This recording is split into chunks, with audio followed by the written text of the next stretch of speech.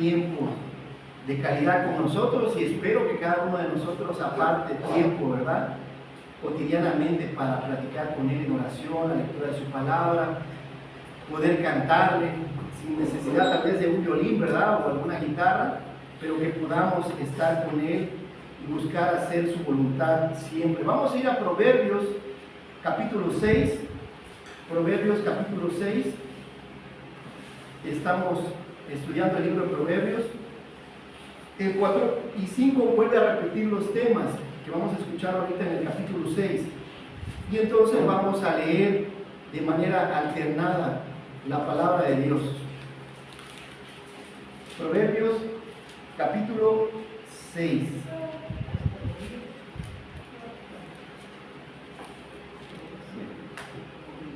¿Estamos ahí? Sí, estamos bien. Proverbios capítulo 6. Los beneficios de la sabiduría. Nos va a enseñar aquí Salomón qué beneficios tiene la sabiduría. Vamos a ver 3 beneficios. Proverbios capítulo 6. Leo el versículo 1, ustedes el 2 y nos unimos así hasta el final. ¿Estamos ahí? La palabra de Dios dice así: Hijo mío, si salieres fiador por tu amigo, si has empeñado tu palabra a un extraño, Te has enlazado con las palabras de tu boca y has quedado preso en los dichos de tus labios. haz esto ahora, hijo mío, y líbrate. Ya que has caído en la mano de tu prójimo, ve, humíllate y asegúrate de tu amigo. No desdeñes los ojos ni a tus párpados adormecimientos. Escápate como gacela de la mano del cazador y como ave de la mano del que arma lazos. Dele a la única preciosa piedra Las cuales, no teniendo capitán, ni gobernador, ni señor, me parará en mi esperanza y escoge en el tiempo de la sierra su mantenimiento. perezoso, ¿hasta cuándo has de dormir? ¿Cuándo te levantarás de tu sueño? Un poco de sueño, un poco de debilidad y cruzar un poco alargando para reposo. Así vendrá tu necesidad como caminante y tu pobreza como hombre armado.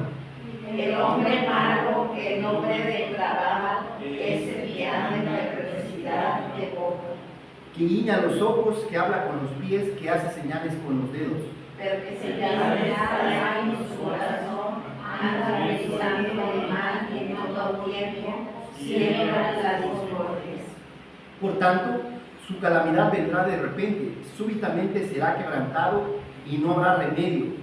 6 cosas aborrece Jehová, y aún 7 abomina su alma. Los ojos altivos, la lengua mentirosa, las manos derramadoras de sangre inocente, El corazón que maquina pensamientos inicuos, los dientes vergonzosos para comer mal.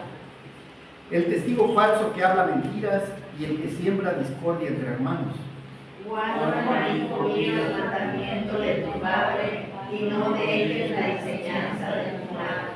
Átalos siempre en tu corazón, enlázalos a tu cuello. Te guiarán cuando andes, cuando duermas, te guardarán, hablarán contigo cuando despiertes. Porque el mandamiento es lámpara y la enseñanza es luz, y camino de vida las reprensiones que te instruyen. Para que te guardes de la mala mujer, de la aventura de la lengua de la mujer extraña. No codicies su hermosura en tu corazón, ni ella te prenda con sus ojos. Porque a causa de la mujer ramera, el hombre es reducido a un bocado de pan, y la mujer caza la preciosa alma del varón. ¿Tomará el hombre fuego en su seno sin que sus vestidos salgan? Andará el hombre sobre brasas, sin que sus pies se quemen. Así es el que se llega a la mujer de su prójimo, no quedará impune ninguno que la tocare. No tiene un poco al ladrón, si busca para saciar su apetito cuando tiene hambre. Pero si es sorprendido, pagará 7 veces, entregará todo el haber de su casa. Mas el que comete adulterio es falto de entendimiento, corrompe su alma y el que tal las. Heridas y vergüenza hallará, y su afrenta nunca será borrada. Porque los celos son el furor del hombre, y no perdonará en el día de la venganza. Todos juntos, no aceptará ningún rescate ni querrá perdonar, aunque multiplique los dones. Vemos algunos temas aquí en este capítulo 6 sobre el dinero. ¿Será que es el problema el dinero? Sí, ¿verdad? La mayoría de nosotros. Habla de la pereza, que la pereza es pecado. Muchos jóvenes el día de hoy no terminan una carrera o no aprenden un oficio por la pereza, ¿no? Los ninis que ni trabajan ni estudian, y aparte los padres que son permisivos y son consentidores, están formando una generación de perezosos y entonces de hombres depravados, y nos da una lista de cómo es el hombre depravado, cómo hace, dice que guiña los ojos, usa las manos para decir groserías. ¿Han visto a los niños? ¿Verdad? No solamente los niños, a veces los adultos también usan las manos para hacer groserías y las piernas. Y nos habla de que con la sabiduría hemos de ser librados de este pecado de adulterio. Entonces, ¿cuáles son los beneficios de la sabiduría? Beneficios de la sabiduría. Hay 3 beneficios de la sabiduría. Y anteriormente en el Antiguo Testamento vemos a los sacerdotes que tenían 2 piedritas, el Urim y el Tumim, que cuando tomaban alguna decisión, de alguna manera Dios lo usaba, te podía decir sí o no. ¿Se acuerdan? Y que David preguntaba a los sacerdotes, ¿vamos a la guerra? Sí. ¿Salimos a conquistar ese sí o no? Y entonces el día de hoy es parecido, la sabiduría es parecido a eso, que nos dice 3 cosas. ¿Sabes qué? Aprende a tener libertad financiera, aprende a manejar tus finanzas. Después nos dice, aprende a ser un hombre espiritual, porque si andas en la carne, van a haber consecuencias. Y después al final nos dice, ¿sabes qué? No camines por el camino del adulterio, porque hay consecuencias del adulterio, hay tristeza, hay vergüenza, hay consecuencias por el pecado del adulterio. ¿Cuál es el problema que tenemos el día de hoy en la vida? Que el 80% de los problemas que una familia tiene que ver con las finanzas. El 80% de los problemas que tú tienes o que has tenido a lo largo de tu matrimonio tiene que ver con el dinero. ¿Por qué? ¿Por qué tiene que ver con el dinero? Porque tiene que ver con la ropa, con la comida, con la educación, con el transporte, con la casa, con el carro, con la salud, con el viaje. Y entonces, si tú no aprendes a manejar bien el dinero, vas a tener problemas. Si somos manos rápidas para gastar el dinero, vamos a tener problemas toda nuestra vida. Y aquí Salomón nos está diciendo, aprende y sé sabio en el manejo de tu dinero, para que en el futuro puedas envejecer sin esos problemas.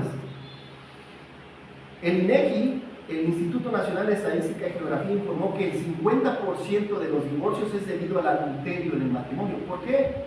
¿Por qué se divorcia la gente? Por el adulterio. Las razones pueden ser diversas, desde problemas de comunicación, a veces no hay buena comunicación, una falta de intimidad en la pareja, hasta la falta de amor, la búsqueda de venganza. Tú me hiciste y ahora tú me la pagas. No me tratas bien, me tratas mal, me hablas mal, entonces yo me vengo con alguien más, con el vecino, con la vecina, con el compañero, con la compañera. Y aquí Salomón, ¿por qué lo está diciendo Salomón? Porque él sufrió por tener muchas mujeres. Él sufrió. Y al final se da cuenta que ¿para qué no le hice caso a Dios? Y aún siendo anciano, dice que al final de sus días, cuando él ya era anciano, sus mujeres inclinaron su corazón para que adoraran otros ídolos. Nosotros podemos, aún ya de grandes, podríamos tener este mismo problema, sí.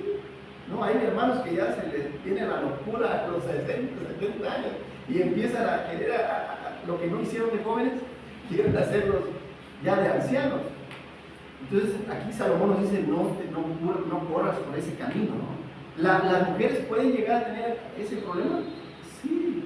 Entonces aquí Salomón nos dice, mira, no camines por acá porque mira qué vergüenza que tu esposo, tu esposa, tus hijos, tus nietos, los vecinos, la familia, que te metas envuelto en este tipo de problemas. Y ahora, muchos de nosotros no conocemos nuestro hombre carnal. Pablo dice que tenemos un hombre carnal y un hombre espiritual. Pero si alimentas más la carne, sale la carne y tienes que controlar, porque el hombre carnal, me acuerdo que empecé a llegar a la iglesia a los 17 años y como a los 23 Teresa habrá empezado a llevar el libro de autoconfrontación que vimos el año pasado, y ahí hay una parte que te dice cómo es el hombre carnal. Y yo decía, porque yo me creía bueno por ir a la iglesia, creía que era un hombre bueno, pero cuando empiezo a estudiar cómo es el hombre carnal y empiezo a ver un espejo de mí, el hombre carnal, sí, tienes que conocer la carne que hay en ti para saber, es lo que vamos a estudiar ahorita en estos 3 puntos, cómo identificarlo y cómo vencer al hombre de la carne. Son 3 grandes temas. Primero, que la mayoría de las personas no saben cómo usar el dinero, no se conocen a profundidad, y que tenemos que levantar la guardia en nuestros hogares contra el adulterio, porque puede tocar nuestras puertas sin importar la edad que tengamos. Y a la vez nos da 3 grandes soluciones. Primero, a tener libertad financiera.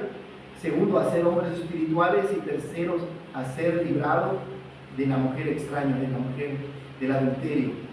¿Cuáles son los beneficios de la sabiduría? El primero, libertad financiera. ¿Qué beneficio nos da la sabiduría? Primero, libertad financiera. Ese es el primer punto.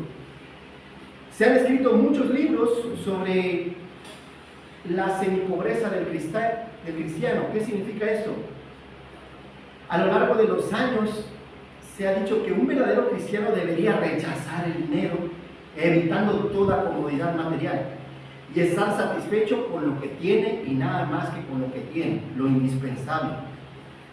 A través de los siglos se ha enseñado que ser pobre debería ser sinónimo de felicidad, y se ha presentado por diferentes filosofías a través de la historia. Está el ascetismo en Grecia.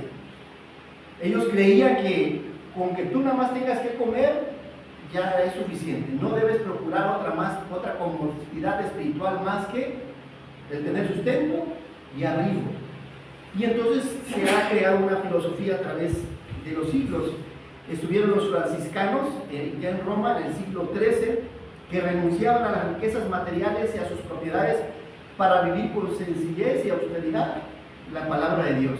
Pero esto es correcto, es decir, todos los cristianos deben rechazar las riquezas y no deberíamos procurar tener un bien para poder terminar bien los años que faltan. Durante la Reforma y hasta el día de hoy, los menonitas son conocidos por su estilo de vida sencilla y su fuerte énfasis en la familia. Menonitas que se van hacia las montañas, ¿han escuchado hablar de ellos? O grupos cristianos que se alejan. Allá en Chiapas, está viendo un video, tú subes hacia la montaña y te vas varias horas caminando, y ellos tienen sus comunidades, siembran sus cosechas, su comida y todo, pero es la forma en cómo ellos ven el cristianismo. Pero Dios nos mandó a eso, porque dice Dios, estamos en el mundo, dice, yo no te pido que los quites del mundo, porque entonces ¿quién comparte el evangelio? Sino que los apartes del mal. O sea, estamos en un mundo y tenemos que ser luz y tenemos que ser la sal de la tierra, y a pesar de eso tenemos que luchar con todas estas cosas. Entonces, durante siglos se ha pensado que como Cristo fue pobre, entonces todos debemos ser pobres. ¿Pero es bíblica esta forma de pensar? Yo creo que no, porque tenemos que estudiar la vida de Cristo. ¿Cuál era la situación económica de Jesús? Cuando Jesús llega y dice que no hallaron un lugar en el mesón, José traía dinero para pagar el mesón, o el hotel, por decirlo así. Pero porque había espacio, no había espacio, él se va a un lugar, ¿verdad? Y tienen entre las enramadas, donde están los animalitos, ahí nace el Señor Jesucristo. Pero no era porque no tuviera dinero suficiente José para poder pagar un lugar donde Jesús pudiese dar a luz María y nacer Jesucristo. Y de ahí estudiamos la vida de José. José vivía en un buen lugar, y una de sus actividades era carpintero, igual que Cristo. Y cuando tú estudias en ese entonces, no es el carpintero que conocemos. El carpintero, te vas a 2000 años atrás, ¿quién era el carpintero? Era albañil. El oficio era que tenía que saber de albañilería y tenía que saber de carpintería. Era un oficio más completo hace 2000 años. Y cuando estudias ese tipo de profesiones, era comparado como el de un arquitecto o un ingeniero el día de hoy, ¿no? ¿Un arquitecto o un ingeniero gana bien? Sí, porque los contratistas tienen diferentes obras y pueden estar haciendo. Aparte, Jesús tuvo diferentes hermanos, y cuando estudias su vida, él tenía los recursos para una clase media. Jesús no era pobre, tampoco era rico, pero tenía una clase media. Y entonces al estar en una clase media, él podía socializar bien con los ricos y con los pobres. Y por eso en todo el tiempo en su ministerio, él tenía la libertad de que iba y atendía a los pobres y suplía la necesidad de los pobres cuando alimenta a 5,000 y 3,000.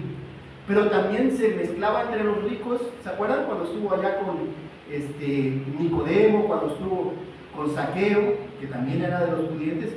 ¿Y qué decían los fariseos? He aquí un hombre comelón y bebedor de vino, porque se juntaba con la gente que tenía dinero. Entonces Cristo, ¿qué es lo que nos enseña? Que tenemos que trabajar, y también es sano poder procurar hacer bienes. No está mal, ¿no? Porque a veces, ay, es pecado buscar. No. Procura tener una casita, procura tener, cuando envejezcas, tal vez algo que te pueda, una jubilación, algo que te pueda, porque tus hijos pueda hacer que apenas van al día. Tú sabes que a veces tus hijos apenas se pueden con los gastos de la escuela, de los hijos, de los nietos, y van al día con la casa, con el carro. Entonces, pues debemos buscar una comodidad y prosperidad, sí. ¿Por qué? Es algo bíblico. Cuando tú te vas con Adán y Eva al jardín del Edén, ¿les hacía falta algo a ellos? No les hacía falta nada. Está en lugares, dicen que era el encanto, era una cosa fantástica, era una cosa hermosa, que ellos llegaban y tomaban el fruto, y lo único que tenían que hacer era cuidarlo, nada más tenían que cuidarlo. Ellos no tenían una necesidad, estaban cómodos y prósperos y felices. Sí, Dios quiere que nosotros de alguna manera busquemos eso a través del trabajo y del ahorrar y el invertir. Cuando vemos a Noé, después que desciende del arca y le dice, no solamente fructificad y multiplicaos y llenad la tierra y sujuzgadla, ahora les añade la dieta de la carne. Ahora ya pues, todo animal también nos será para comer y disfrutar. Dios quiere que disfrutemos de las cosas que Dios ha creado. Y ahora vemos también cuando Dios hace un pacto con Abraham y con el pueblo de Israel, le dice, desde el río Jordán, desde el río que está desde el Egipto hasta el Éufrates, que es una gran extensión de tierra. Si tú ves, cuando tú te vas allá al mar Mediterráneo y ves cómo baja el río Nilo, y ves de Egipto, era todo lo que tenía que mostrar hasta lo que es hoy Irán, Irak, el río Éufrates. Es una gran extensión. E Israel agarró un pedacito, como un 10% del terreno que Dios le había prometido que iba a ser de ellos, pero debieron conquistarlo. ¿Y qué hicieron? No lo conquistaron. La primera generación, la de Josué, fue fiel y logró repartirse algunas tierras, pero había mucha tierra para conquistar y no la conquistaron, porque fue fácil andar en la carne y no en el espíritu.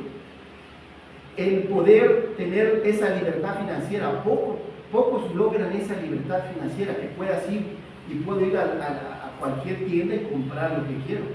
Eso requiere disciplina, no cualquiera llega a una libertad financiera. Pero alguien que tiene libertad financiera no va a cualquier tienda y compra lo que quiera, compra con sabiduría, compra con inteligencia. Entonces, ¿tenemos derecho a comprar y disfrutar de las riquezas? Sí podemos, sabiamente podemos hacerlo. ¿Qué dice Filipenses 4:19? Mi Dios pues suplirá todo lo que os falte conforme a sus riquezas en gloria en Cristo Jesús. ¿Y las riquezas de Dios cuáles son? De Jehová es la tierra y su plenitud, el mundo y todo lo que en él habita. Entonces, cualquier necesidad que tengas, puedes llevarla a Dios.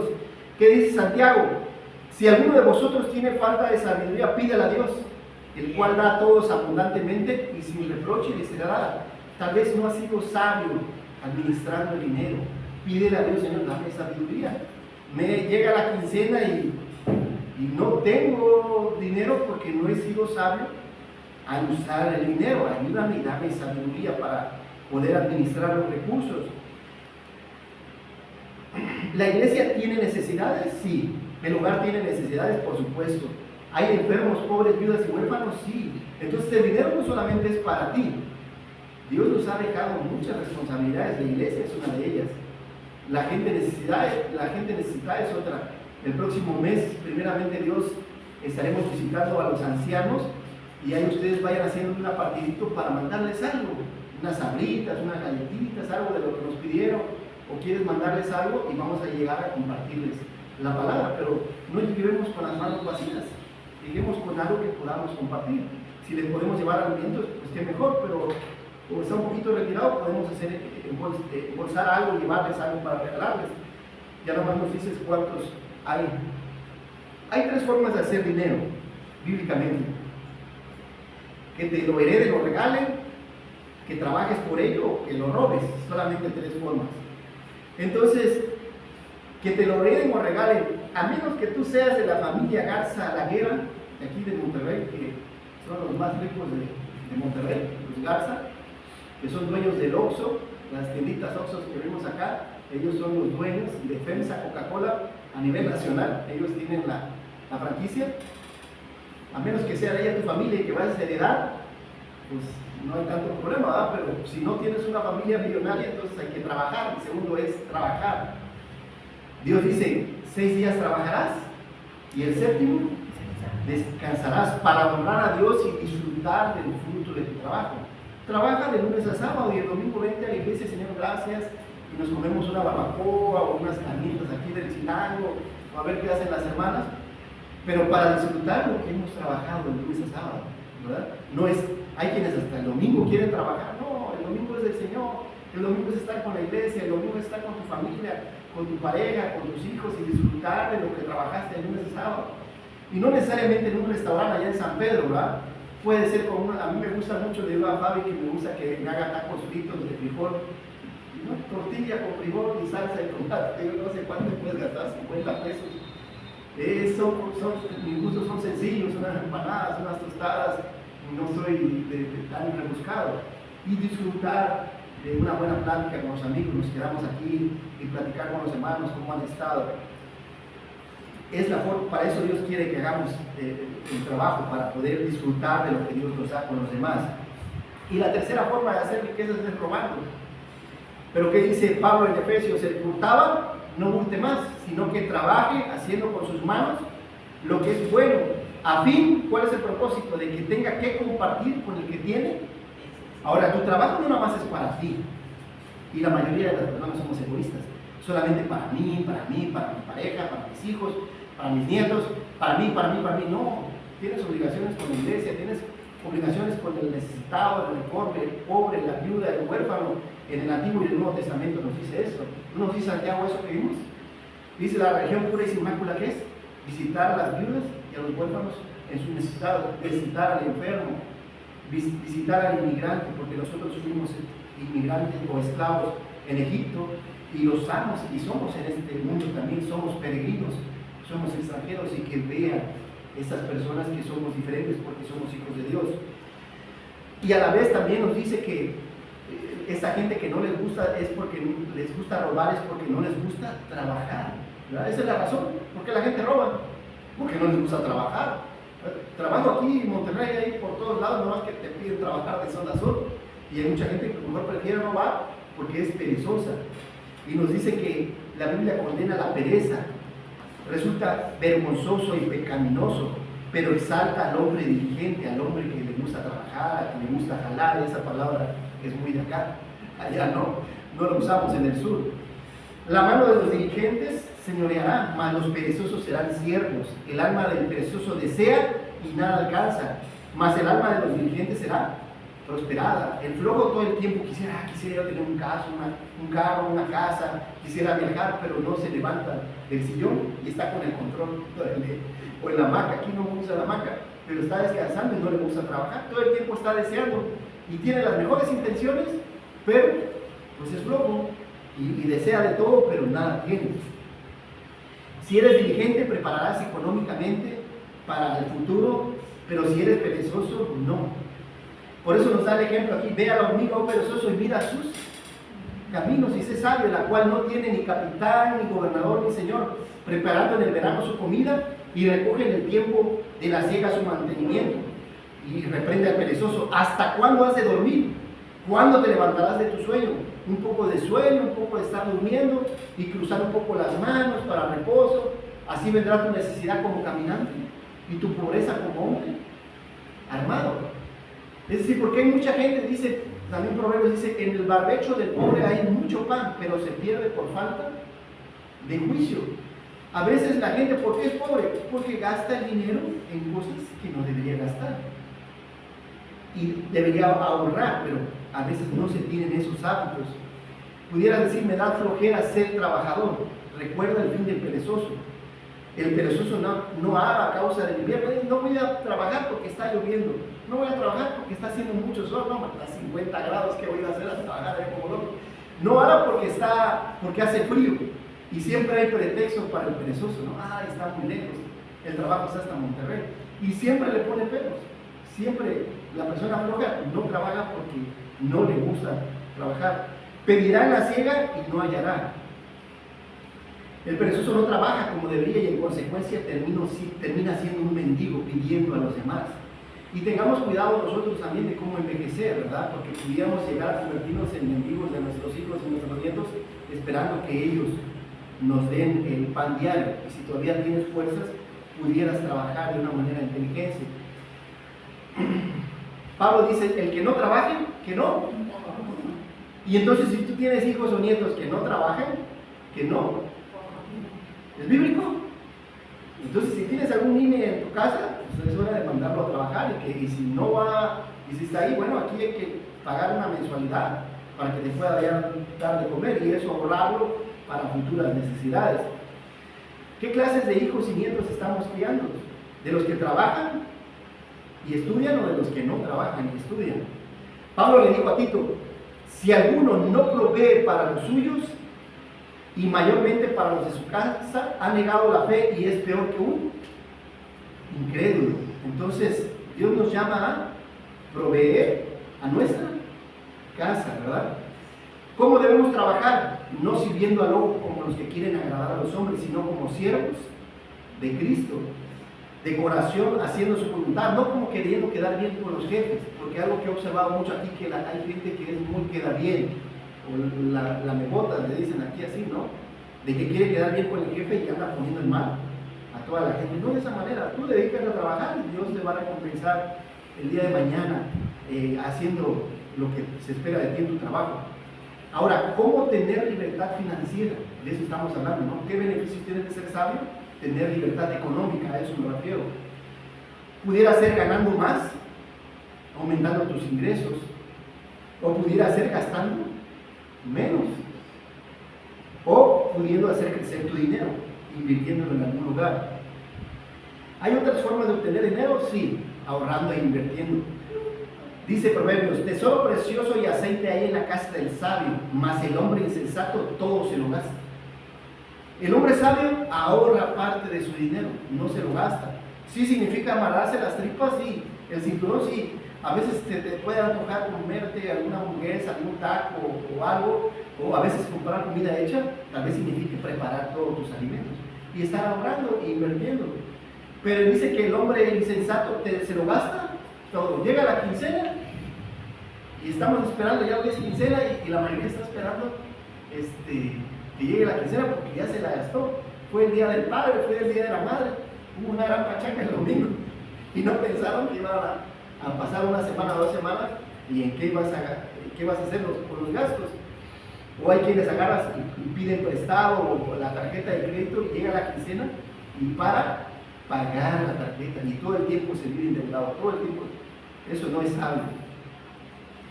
La persona sabia aparta una parte de sus ingresos para el futuro y para tiempos inesperados de necesidad. Sin embargo, el insensato gasta todo su dinero, vive de quincena en quincena en quincena, o como le paguen semana tras semana o mensualmente. En otras palabras, el sabio guarda para el futuro, pero el necio gasta todo cuando tiene. Las hormigas no son muy fuertes, ¿verdad? No tienen el tamaño de un elefante, no tienen el tamaño de un rinoceronte, pero dice que son pueblo sabio, que preparan cuando estaban jóvenes, preparan para el invierno. Y me hizo ir a la casa ahí y ver las hormiguitas y que están ahí, matas una cucaracha, un insecto y la agarran y se la llevan, ¿verdad? Todas trabajando, todo el día, tempranito ahí están, va a crecer y ya empiezan a meterse, pero trabajan todo el día.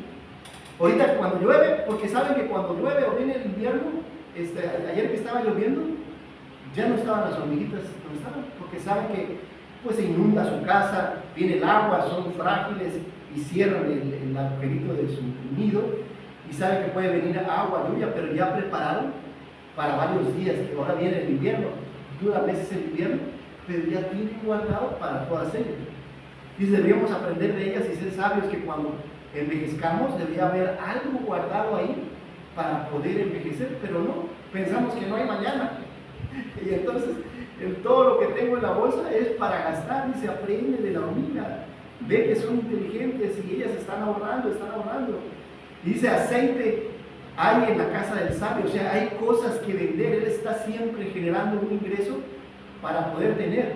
Y el necio, llegas y dice, ya hay escasez, llegas y abres el refri y no hay nada, porque no ha habido sabiduría en su vida, no ha sabido ser inteligente.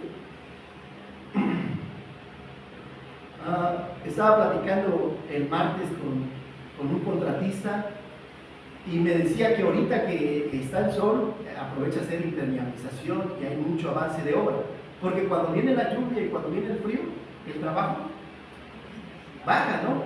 Y también dice, avanzas muy poco porque la lluvia no te deja avanzar. Entonces ahorita en estos meses tienes que ahorrar todos los trabajos, y era como las 10 de la noche y andaba trabajando, porque dice, ahorita tengo que aprovechar a trabajar porque ya viene el tiempo de lluvia y tiene el tiempo de invierno, que tengo que, los meses que me fue bien acá. Ahora imagínense si se gasta todo eso, ¿qué va a hacer cuando? Es lo que nos está diciendo Dios, van a haber años en que vamos a depender de alguien más y deberíamos estar ahorrando. Está la parábola de los talentos, que dice que un señor le dice, a ver, te voy a dar 10 talentos, a ti 5 y a ti 3. Y después regresa y dice, a ver, ¿qué hiciste? No, pues los invertí y aquí saqué 10 talentos y aquí están los 10 talentos. Bueno, a ver tú, aquí están los 5 millones, haz de cuenta que son 5 millones.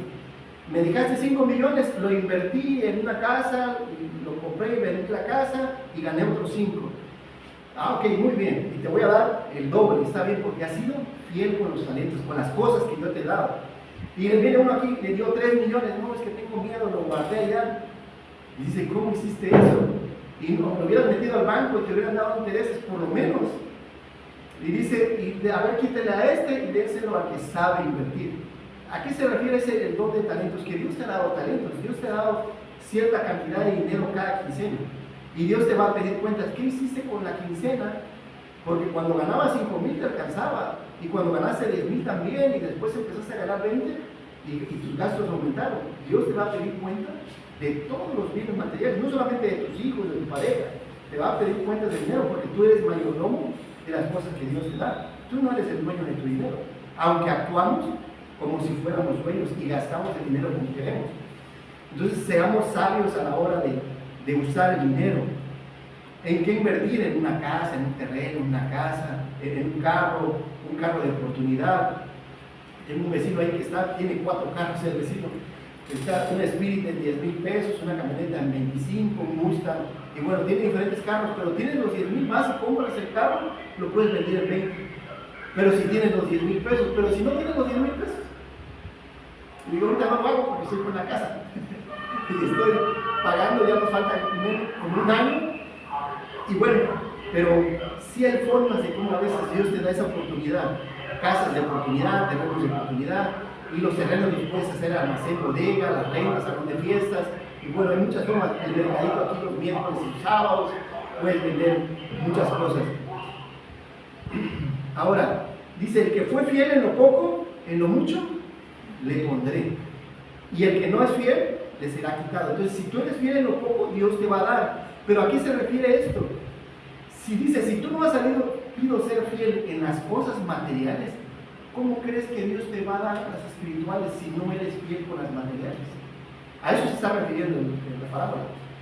Dios no te da más responsabilidades en ministerios espirituales porque tú no sabes ser fiel en lo material.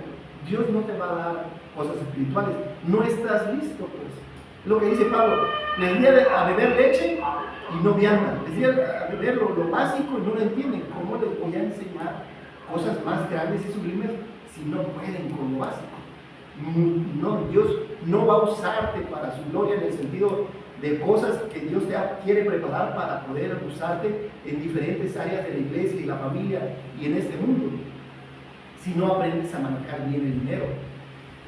La forma en cómo administras el dinero demuestra tu madurez espiritual. ¿Qué tan maduro eres? Ya lo vimos en Santiago, ¿soy una persona madura espiritualmente o soy una persona inmadura? ¿Soy un niño que se gasta el dinero? Le das un billete a un niño, lo llevas a la tienda y se lo gasta todo, ¿verdad? No es que va a guardar, se gasta el billetito y empieza a ver hasta dónde le alcanza y hasta que acaba el billete. Por lo tanto, también una de las cosas que recomienda aquí Proverbios 6 es que no salgamos como Abal. ¿Se acuerdan? Dice que Abal es un tonto firmando, ¿no? Que a veces, a ver, ven, fírmame aquí por el carro, la casa, y que si no lo pago yo, lo pagas tú. Y muchas personas se han metido en deudas por andar firmando por Abal. Ven, vamos a Electra, vamos a Coppel, y quieren un Abal, firma aquí. Y después, ¿a quién le van a cobrar? A ti. Dios pide que no hagamos eso con el dinero. El primer beneficio nos lleva al segundo beneficio, que es reconocer al hombre carnal que mora en nosotros. Eso lo explica el versículo 12 en adelante. Reconocer al hombre carnal. Por eso dice el hombre malo, el hombre carnal, depravado, anda en perversidad de boca, anda diciendo groserías, anda guiñando los ojos ahí a las muchachas, habla con los pies, con las manos, con los dedos hace señales. En su corazón hay perversidad, anda pensando el mal todo el tiempo. ¿A quién le miento? ¿A quién le robo? ¿A quién le estafo? ¿A quién le veo la cara? Siembra discordia entre hermanos. Calamidad vendrá de repente a su vida. Será quebrado y no habrá remedio. Y de ahí hace una lista. De 6 cosas aborrece Jehová y 7 aún abomina su alma. Y da una lista de cómo es este hombre carnal. Tanto aquí en Proverbios como allá en Efesios capítulo 5. Primero dice que tiene ojos altivos. 6 cosas aborrece Jehová y 7 abomina su alma. ¿Qué significa? Que es soberbio. Yo lo sé todo lo espiritual, nadie me va a enseñar, sé todo lo que tenga que saber económicamente, mi casa está muy bien, no necesito aprender nada, no necesito mejorar mi matrimonio, no necesito ser una mejor persona porque ya lo soy. Es difícil enseñarle a una persona soberbia. No necesita de Dios, no necesita su palabra, no necesita la iglesia, no necesita oración, lo sabe todo. Contra humildad, a una persona que reconoce, yo necesito de Dios cada día para mi matrimonio, en mi trabajo, para vivir esta vida. Le dice la lengua mentirosa, es mentiroso, sale de muchos problemas, en el trabajo sale con mentira, su matrimonio le está mintiendo, en la iglesia miente y sus relaciones están llenas de mentiras y no habla verdad. Así se distingue a un hombre que anda en la carne, hablando mentiras. Sus manos derraman sangre de personas inocentes. ¿Qué significa? Que critica. No solamente es matar físicamente a la persona, no, sino hablar. Cuando hablamos, matamos el testimonio de una persona cuando hablamos mal de las personas. Ya les he predicado otras veces. Si algo debe distinguir al cristiano, no es hablar mal. Cada vez que hables de algún hermano, habla lo bueno. Cuando hables de tu pareja, habla lo bueno. Cuando hables de tus hijos, cuando hablas de la presidenta Claudia Sheinbaum, qué bien está haciendo las cosas de la señora y hay que orar por ella, hablemos lo bueno, porque es fácil hablar mal y sale de nuestro corazón como si fuera veneno y pareciera que sale como si fuéramos serpientes escupiendo. De eso déjalo para el mundo, cuando éramos inmaduros, cuando éramos infantiles. Ya es tiempo de madurar y cuando hables, habla bien de todas las personas, elogia a las personas, ve lo bueno. Otra cosa que dice de las 6 cosas que aborrece el corazón, que maquina pensamientos inicuos. Todo el tiempo está pensando qué hacer, qué voy a hacer, voy a salir a la noche, voy de aquí, y está pensando cosas malas. En su pensamiento es una persona mal pensada. Viene una persona y estoy desconfiando.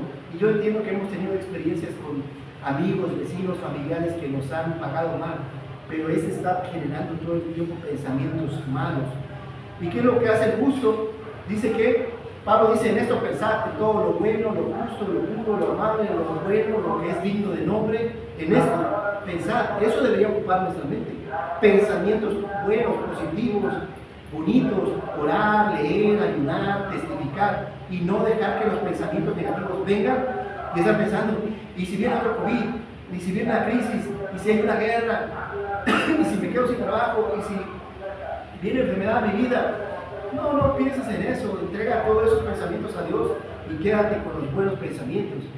Los pies presurosos para correr al mar, que lo invitan a pecar y va rápido, es fácil para seducir. Lo invitan a algún vicio, lo invitan a alguna dama, le llama la atención, lo invitan a robar, lo invitan a hacer cosas malas y rápido va. Para eso es bueno, pero no para lo malo. Vamos a la iglesia, no gracias. Vamos a orar, no gracias. Vamos a ayudar, no, vamos a testificar, no. Pero le dices algo malo y rápido va. Así es el hombre, así es parte de nuestra naturaleza algunas veces. A veces nos comportamos así. El testigo falso que habla mentiras, algo que Dios nos ha dejado a nosotros como testigos. Los apóstoles decían, nosotros hemos visto y oído lo que Cristo hizo en la cruz y por eso damos testimonio. Y ahora la iglesia somos testigos de lo que la iglesia y los apóstoles vieron. ¿Qué tal estás siendo tú como testigo de Cristo? ¿Estás testificando a otros de tu fe? ¿Estás diciendo que en Cristo hay salvación y que en Él hay esperanza y que si tú esperas en Él tendrás un buen fin en tu vida y no importa cualquier enfermedad, problema, prueba que puedas estar enfrentando, Dios tiene la solución a tu vida? O nuestro testimonio es, ay, no, pues, y nos desanimamos y ven depresión en nuestra vida y ven tristeza y ven que nos desanimamos.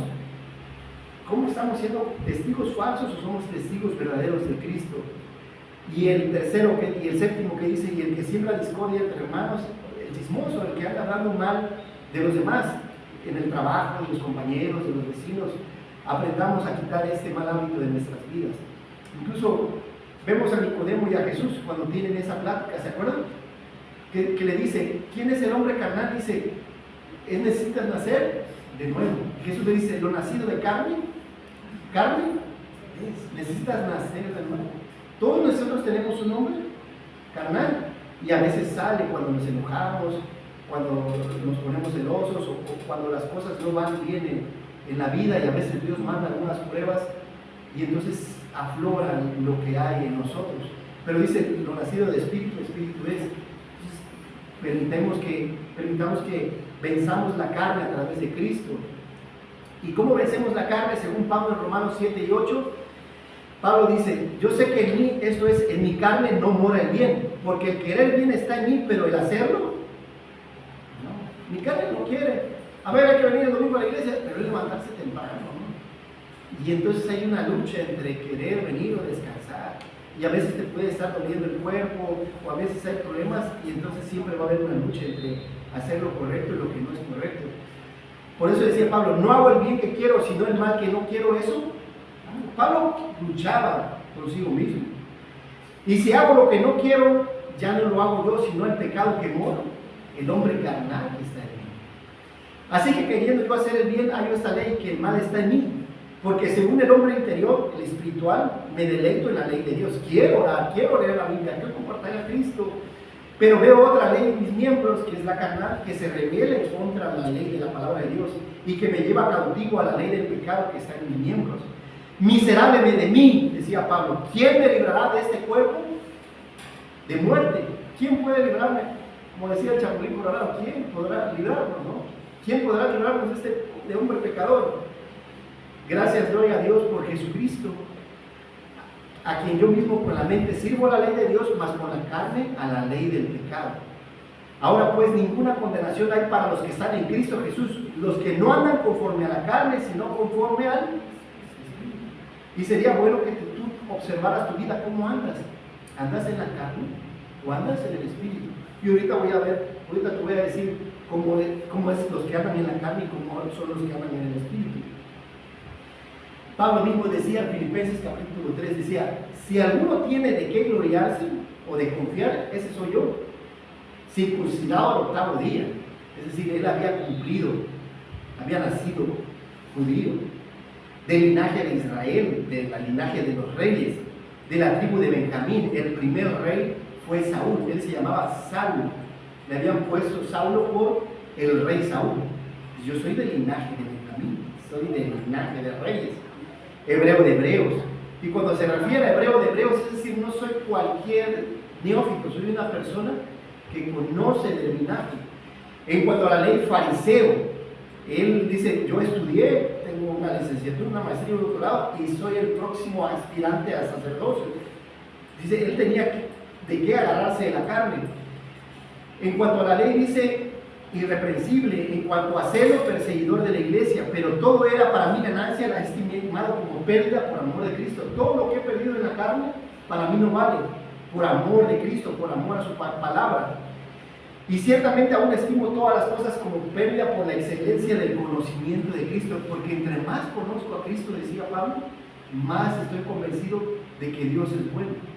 Que aunque hay un hombre carnal, también hay un hombre espiritual en mí. Y que entre más conozco su palabra y más obediente soy a su palabra, el hombre espiritual va creciendo y tengo a su Espíritu Santo morando en mí.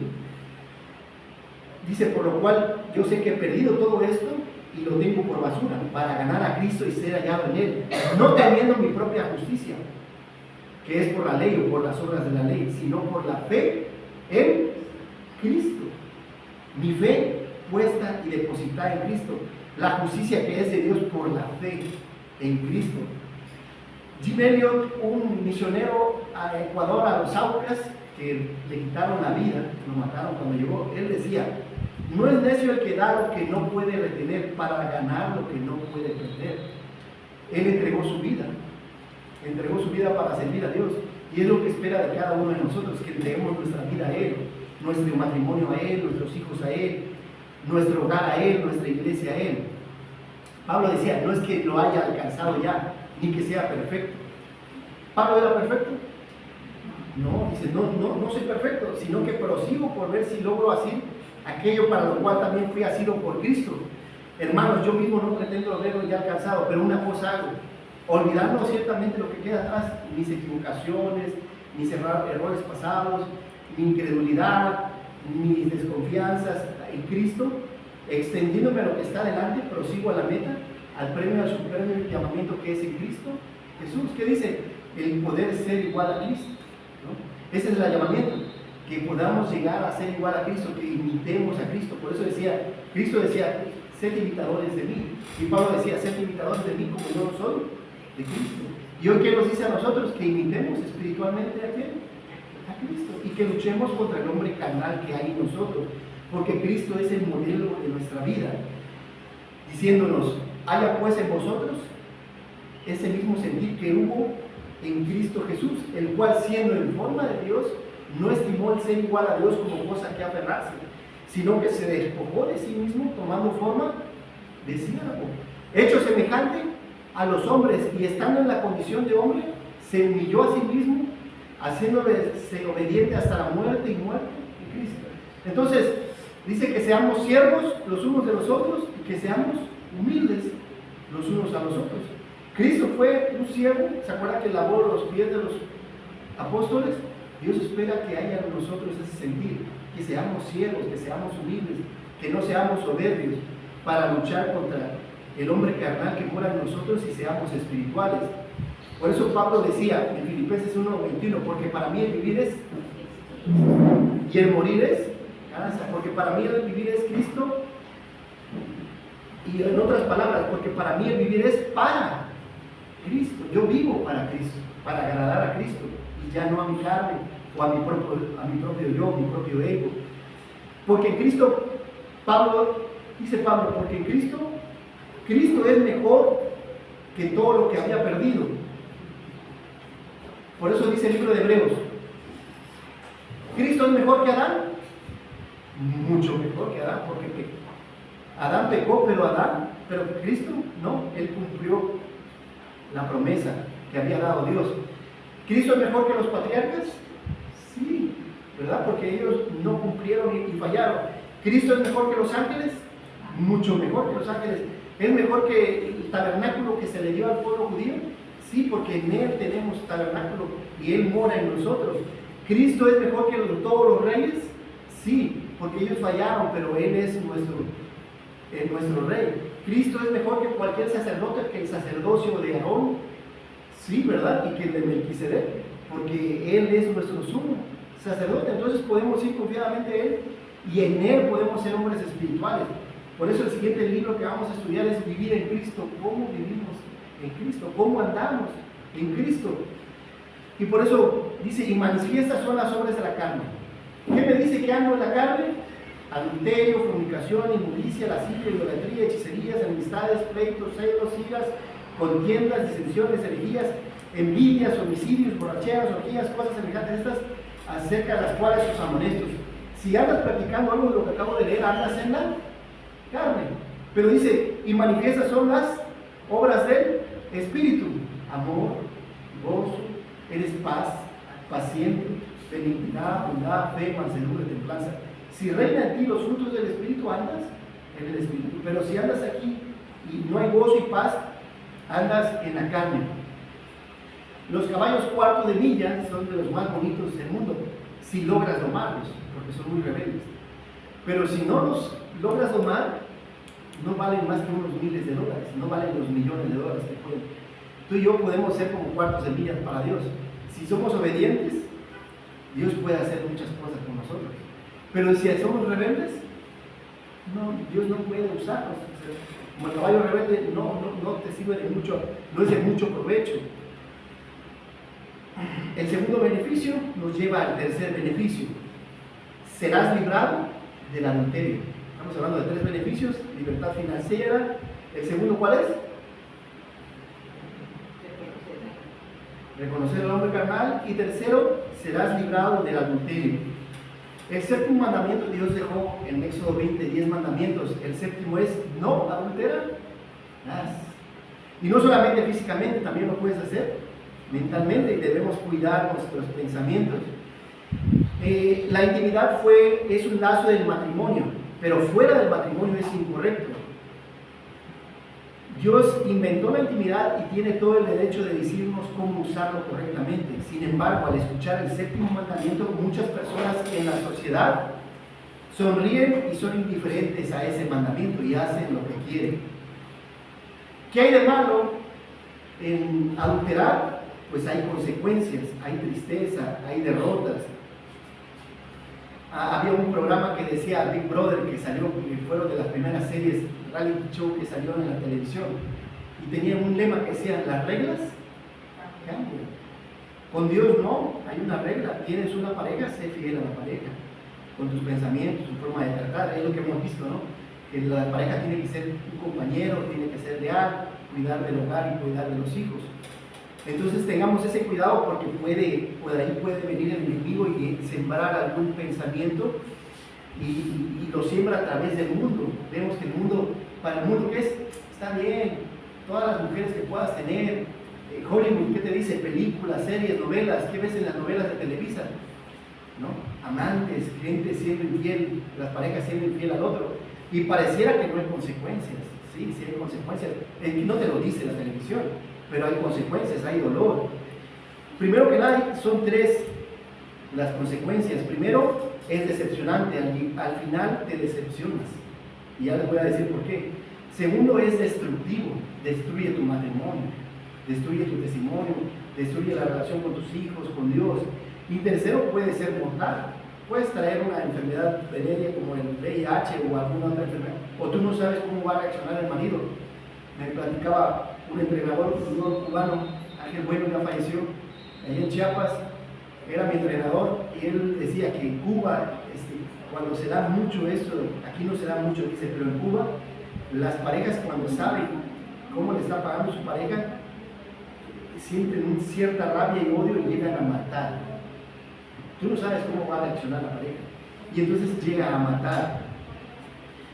Cuando las personas casadas honran y respetan el matrimonio como Dios lo instruye en su palabra, pueden experimentar su mayor disfrute y enriquecimiento en su intimidad. Pero cuando las personas rompen las reglas, el resultado es lo contrario.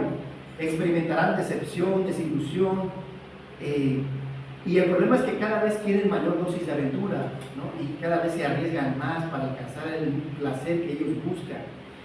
El adulterio va como una escalera descendente, va de dulzura, va a amargura, y va a tristeza, y va a derrota financiera, económica, espiritual. Y aquí nos habla de la mujer mala, la mujer extraña, la mujer adúltera, y la menciona en diferentes capítulos, en el 2, en el 5, en el 6, 7, 20, 22, 23, 27. ¿Por qué repiten 10 veces ese tema en Proverbios? Porque es importante que entendamos que es una debilidad del hombre. La mujer extraña es aquella con el cual el hombre no está relacionado por matrimonio y por lo tanto cualquier relación con ella es mala. El comienzo de esta alianza puede ser primero verbal y puede solamente ser imaginaria, pero después pasa a un terreno físico. Y de ahí dice que sus besos y sus palabras son como labios que gotean miel, pero al final esa miel se convierte en amargura por las consecuencias que trae.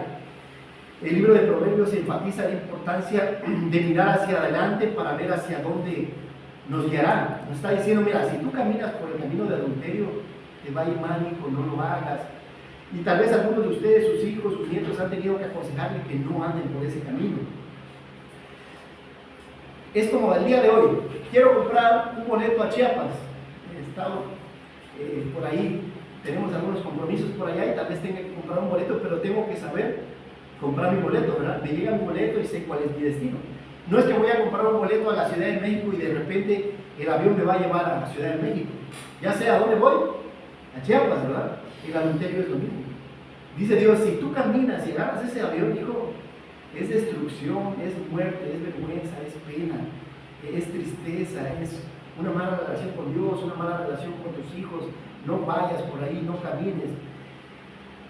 Dios nos dice en Deuteronomio, oh, que fuera que mis hijos fueran sabios, que entendieran el fin de sus decisiones. Por eso aquí Proverbios menciona 10 veces el adulterio. No camines, es vergonzoso, no lo hagas, porque en cada decisión que tú tomes, el adulterio no es ganancia, se vuelve pérdida.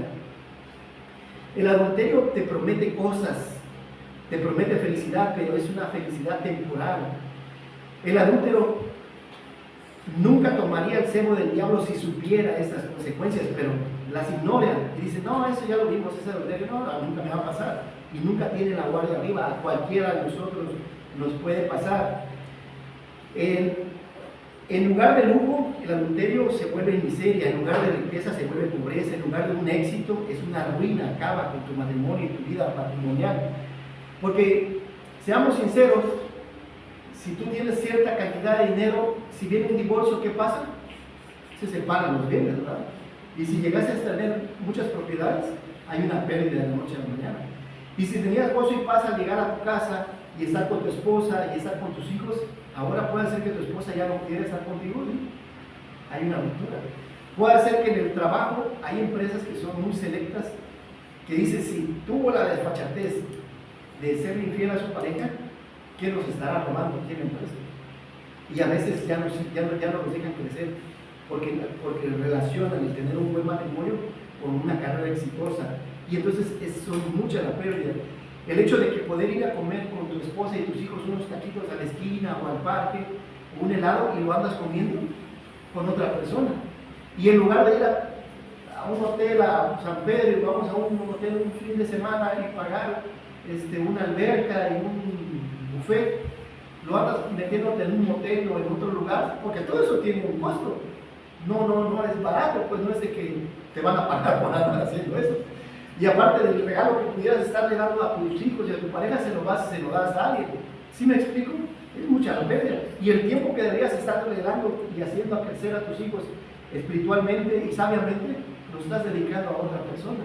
Entonces realmente es mucha la pérdida que tienes al estar perdiendo el tiempo con una persona que no es tu mujer, que no es... Y me gustaría que muchas personas pudiéramos escuchar esto antes de... Porque ya nos venimos a enterar, pero cuando ya la persona ya se está divorciando. ¿Y por qué? Porque tu mujer te encontró con tu amante.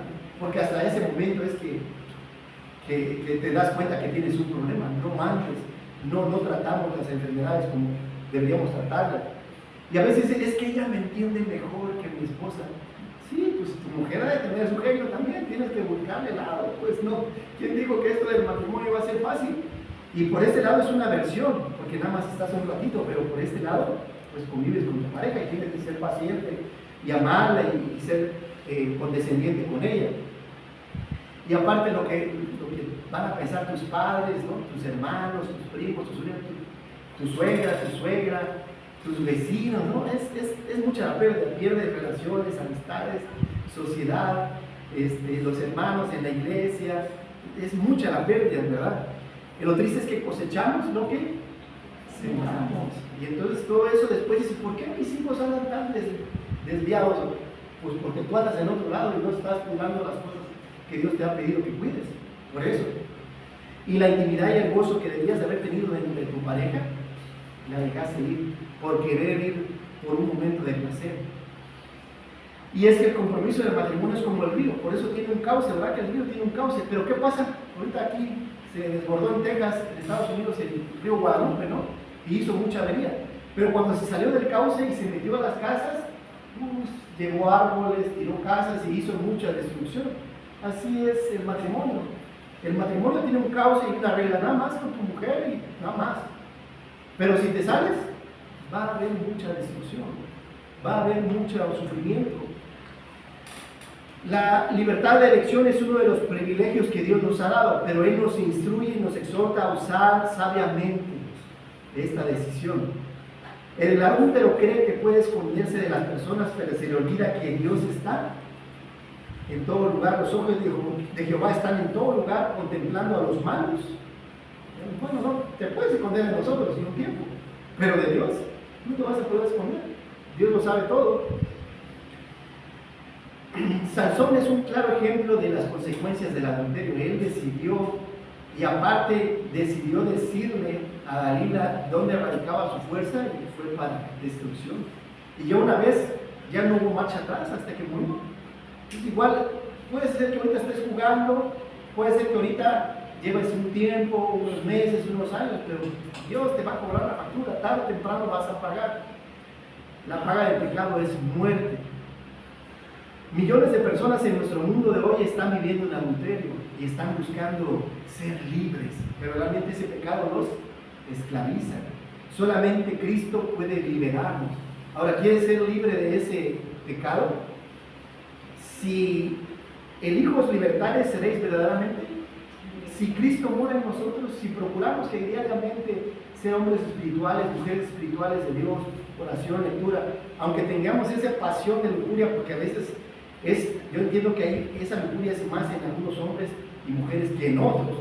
A otros puede hacer que su debilidad sea el dinero o el orgullo. ¿Me explico? Hay unos que más vienen con eso en la lujuria de la carne. Pues bueno, aliméntate espiritualmente, que Cristo sea el que reine en tu corazón y ponlo a Dios, Señor, ayúdame, tú sabes que esta es mi debilidad, dame las fuerzas para seguir adelante y Dios escuchará. Él puede liberarnos, Él tiene el poder, cantamos, Él tiene el poder para cualquier pecado que esté dominando nuestra vida, y si es el adulterio, le pidamos a Dios que nos dé la fuerza para vencer. Quita tu camino lejos de la mujer extraña y no te acerques a su puerta. Su casa es el camino al infierno yendo a las cámaras de la muerte. Ahora, son tres enemigos los que pueden destruir una persona. El adulterio es financieramente, ya vimos, físicamente y espiritualmente. Económicamente son muchas las pérdidas, ya les mencioné. Físicamente puedes adquirir enfermedades o hasta enfermedades mortales, y espiritualmente también pierdes tu relación con Dios, porque Dios es santo. Y Dios dice que cuando pecamos hacemos entristecer al Espíritu Santo en nuestras vidas, ¿verdad? Y se apaga. Y entonces andas en la carne, andas pecando, y Dios quiere que tengas esa relación con Dios. Por eso Pablo dice, el matrimonio sea honorable entre todos y la cama sin mancha, pero a los fornicarios Dios los va a juzgar. Dios va a traer consecuencias, Dios va a traer disciplina, y puedes llegar a perder tu matrimonio, tu trabajo, la paz, el gozo, la salud que hoy tienes, la amistad que tenemos con los hermanos, el testimonio con los hermanos, lo vas a perder. El fuego es bueno, ¿verdad? Ahorita vamos a calentar el desayuno y de ahí lo pones en el fuego cuando hace frío, ¿verdad? Es muy bueno el fuego. Pero cuando se va hacia un bosque, es mucha la destrucción. Lo mismo es el adulterio. Es bueno tener esa pasión por tu pareja y abrazos, besos y caricias dentro de tu matrimonio, pero fuera puede ser destructivo. ¿Por qué? Porque va a ser el testimonio que le vas a dar a tus hijos y a tus nietos. Y ellos van a luchar también con eso. Tener hambre es algo muy natural, dice al final de este capítulo 6, dice, tener hambre es algo muy natural. A veces tengo hambre, pero cuando robas para saciar esa hambre, ¿qué pasa? te puede meter a la cárcel, ¿no? Te puede meter un balazo, o sea, son muchas las consecuencias. Y es lo mismo, a ver, cuando tú tienes ya el deseo de estar con alguien, pues cásate, ¿no? Hablando de los jóvenes, cásate y está dentro de tu matrimonio. Pero es lo que le pasó al rey David. ¿Qué hizo el rey David? Tenía más de una mujer, era un buen rey, uno de los mejores reyes que tuvo Israel, era un excelente guerrero, ningún estratega como él. Venció a sus enemigos, los venció y venció muchos pecados en su vida. Pero cuando se trató del adulterio, él cayó y fue de escalera hacia abajo, hacia abajo, hacia abajo, hacia abajo. Porque primero adulteró, después estuvo embarazada, mandó a traer a Usías y lo trató de convencer, y de ahí lo mandó a la guerra, hizo todo un complot con el general y mandó a matar a un hombre inocente. Y bueno, algo tan sencillo que debió haber reconocido su pecado no lo hizo, y a veces pasa con nosotros que el que encubre su pecado no prosperará. Y a veces dice, Señor, ¿por qué no salgo adelante en la vida? ¿Por qué me está yendo bien? Primero tienes que voltear a ver dentro de ti. A lo mejor estás practicando un pecado que domina tu vida. Pudiera ser adulterio, pudiera ser otro pecado, que no estás permitiendo que Dios te pueda dar toda la bendición completa porque hay algo en tu vida. Y podemos ver, digamos, eso fue una ilustración en el tiempo pasado, como no fue David, pero el día de hoy, muchos de ustedes conocen a Arnold Schwarzenegger, el que hizo de Terminator, que hacía poses y que físicamente, muy bonito físico, pero él, al sacrío, digamos, le fue infiel a su esposa. Su esposa quiso meterse a la política, fue gobernador de California y se metió tuvo su esposa, que es una Kennedy, sus hijos, pero él siempre batalló con el adulterio y se metió con su sirvienta. Y después andaba por ahí un hijo y su mujer dice, como que este se parece mucho a ti, como que el hijo de la criada, como que es tuyo, ¿verdad? Y en una de esas, él platica en un testimonio y lo dice con mucha tristeza, que sí, le reconoció que el hijo de la muchacha, de la criada, de la sirvienta, era su hijo y tenía toda la cara de él, pues. Y bueno, ¿qué pasó? Se divorció, perdió la relación con sus hijos, su carrera política, que él quería ser presidente de Estados Unidos, se vino abajo, y el día de hoy sus seguidores, y te das cuenta que el adulterio te lleva a la tristeza, y él platica, se ve el rostro de él, que él vive solo, tiene una gran mansión en Australia, en Estados Unidos, carros, aviones y todo, pero está solo, y se ve la tristeza en él, de que no sería lo mismo la felicidad que se veía y el brillo que se veía en su rostro cuando estaba con su esposa y con sus hijos, al estar separados. Y los hijos sufrieron, porque ellos tuvieron muchos problemas para adaptarse por la misma separación. Y entonces realmente el precio que se paga por el adulterio no tiene precio. Entonces tengamos cuidado, porque todos estamos sujetos a ellos, y decirle eso a nuestros hijos y nietos. Cuando veas a alguno, a veces uno anda queriendo ahí jugar con esto, decirle las consecuencias que tiene ese pecado. Entonces vamos a recapitular. ¿Qué podemos hacer? Como hizo Job, hizo un pacto por sus ojos, y que dijo que nunca miraría a una mujer lujuriosamente. Yo hice un pacto con Dios de nunca ver a una mujer con lujuria. Podemos ver a las mujeres y ustedes a los hombres. El hombre es más visual, pero también la mujer lo es. Y hacer un pacto con Dios de no ver a una mujer inapropiadamente. Ayúdame a hacer esto. Entonces vamos a repasar los 3 beneficios de la sabiduría. Primero, ¿cuál es el primer beneficio de la sabiduría? Libertad financiera, aprender a usar el dinero. Segundo beneficio de la sabiduría, reconocer al hombre carnal que hay en nosotros. Y tercer beneficio de la sabiduría, ser librado del adulterio, de la mujer extraña. Vamos a ponernos de pie y vamos a orar.